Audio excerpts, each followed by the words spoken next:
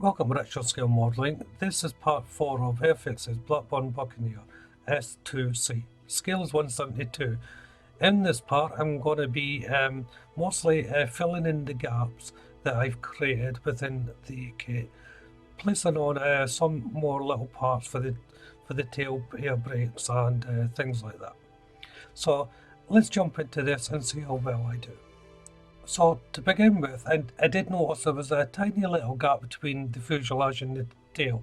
Very, very small. In fact, if I sanded it down, it probably wouldn't need a little bit of filler.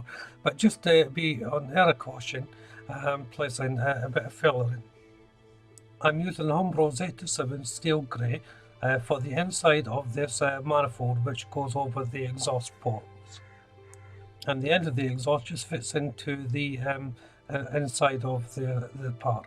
You can barely see the inside of the manifold, but it's better just to paint it anyway, just in case you do glimpse it. So now it's time to place it on, and I really struggled to get this on. It looks like it's going on okay to begin with, but there is gaps here. I'm not sure whether the camera can pick it up, but I did have a problem positioning it correctly. So it was back to the filler, and it didn't need a lot of filler to be fair for this part, but it needed a bit, because as I said, the gaps were there and they were noticeable. On the opposite side, I've decided to put the filler on before I place on the actual part.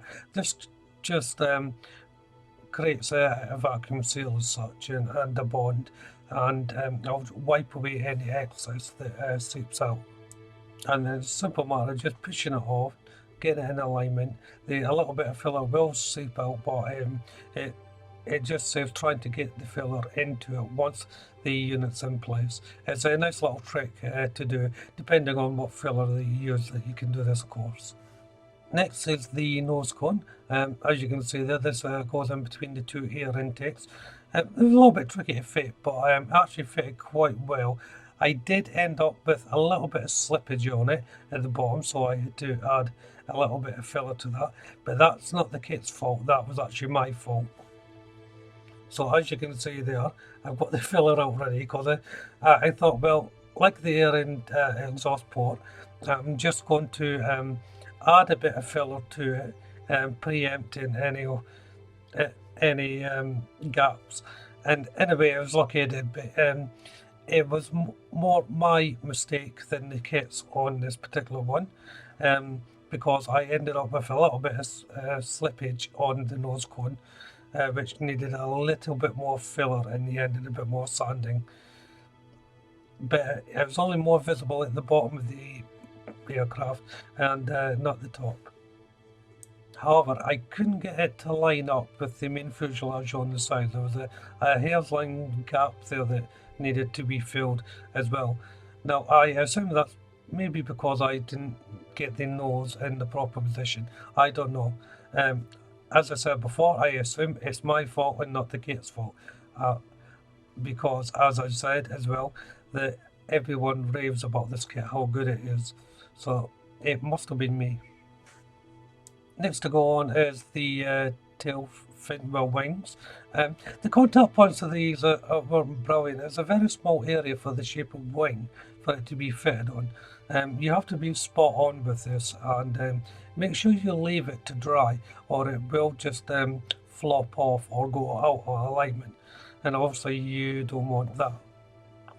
And then the top of the tail wing gets capped off with another piece at the top there, and the location points are on top of the wing. Obviously, when you're putting on the wing, just make sure you are getting it the right way round. It seems simple enough, but the way I built this model, mistakes happen, and you can quite easily get the tail wings the wrong way around. So it's something worth bearing in mind. There's two end pieces that go on the end of the tail wing as well. These are very small. You have to make one of them up, as you can see here. It's just two halves put together, but they are tiny. good thing to note as well that the bottom part is open into a sort of wedge shape. That's to fit in onto the tail. So if you're doing it, don't think, oh, it's not closing up. Half of it is meant to be open, and then that just gets pushed on at the tip there. Then the smaller piece goes to the back. Actually, I should correct myself. The smaller piece doesn't need to be made up. That's just one single unit that gets pushed on. Because I'm having the air brakes open, I have to build the mechanics for that. So first of all, I'm putting on the bracket, and that goes on the two side panels of the actual open air brake. And then the bracket then goes into the other main part of the bracket, or inner part of the side panels. And then the tail air brake itself, the panels, then just goes over the top, slips inside the bracket, and secures. This was quite a nice little part of the build I really enjoyed doing. Next part to make up is the hook grab. This is the little hook that grabs the cable while the plane's landing on an aircraft carrier. It's just a simple piece with the hook resting on top. But first of all, before I put the hook on, I'm actually placing in the housing for it. And then when I was drying, it's back to the tail. There's a tiny little lip of plastic I have to put in here to hold the bracket for the air brake. And then the air brake can go on. Now the central piece of plastic I just placed in, you could actually have that on the main frame and put it all in on one go, but I decided to put it on inside the housing first before putting the bracket on. I felt that it would line up better that way, and it did. So now it's time to put on the cowls for the air intake, and this is one of the major problems.